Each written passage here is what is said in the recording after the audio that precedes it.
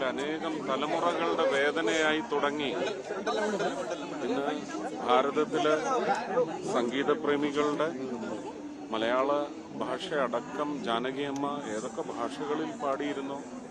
ഒരുപക്ഷെ ആയമ്മയുടെ സംഗീതത്തിലൂടെ എല്ലാ ഭാഷകളെയും പ്രണയിക്കാൻ തുടങ്ങിയ ഒരു വലിയ സമൂഹത്തെ കണ്ണീരിൽ മുക്കിക്കൊണ്ടാണ് അമ്മ യാത്രയാവുന്നത്. ഞാൻ സംസാരിച്ചിട്ടുണ്ട് ഫോണിൽ. ആയമ്മയുടെ മകൻ പോയ സമയത്ത് സംസാരിച്ചിട്ടുണ്ട്. കാണാനുള്ള ആഗ്രഹം പ്രകടിപ്പിച്ചിരുന്നു. മൈസൂരിലേക്ക് പോകാൻ എന്തുകൊണ്ടോ ഒരവസരം നഷ്ടപ്പെട്ടു എന്നാണ് ഇപ്പം തോന്നുന്നത്. അത് പിന്നെ ഒരു മറവിയുടെ ഭാഗമായിട്ടോ തിരക്കിൻ്റെ ഭാഗമായിട്ടോ പോയൊന്ന് കാണാൻ സാധിച്ചിട്ടില്ല. ഇതേ വിഷമം ഞാൻ തമ്പിസാറിൻ്റെ ശ്രീമതിയും പറഞ്ഞ് ഞാൻ കേട്ടിരുന്നു ഇന്ന് കാലത്ത്.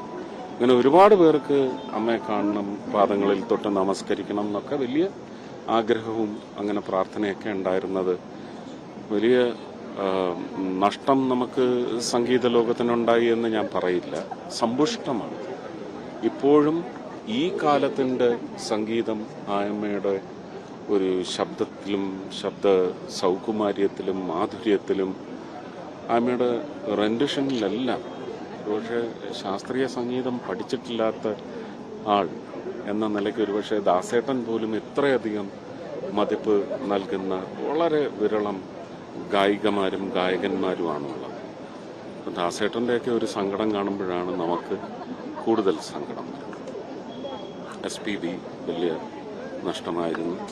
ഇപ്പോൾ ജാനകിയമ്മ നമുക്കൊരു വലിയ പാരമ്പര്യത്തിൻ്റെ കണ്ണികളെല്ലാം ഇന്ന് ദൈവത്തിൻ്റെ മടിയിൽ എത്തിപ്പെട്ടിരിക്കുന്നുവെന്ന് മാത്രം സമാധാനിക്കുക. എല്ലാവിധ ഈശ്വരാനുഗ്രഹവും ജാനകിയമ്മയുടെ ആത്മാവിനുണ്ടാവണം. ഭയങ്കര ഒരു ദൈവികമായ സാന്നിധ്യം കൂടിയായിരുന്നു. സ്പിരിച്വലി വളരെ ഔന്നത്യം പുലർത്തിയിരുന്ന ഒരു അമ്മയായിരുന്നു. സ്നേഹം മാത്രമായിരുന്നു.